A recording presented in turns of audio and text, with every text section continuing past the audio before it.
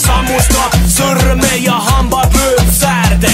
Koha võtab sisse kohe paari leti äärde.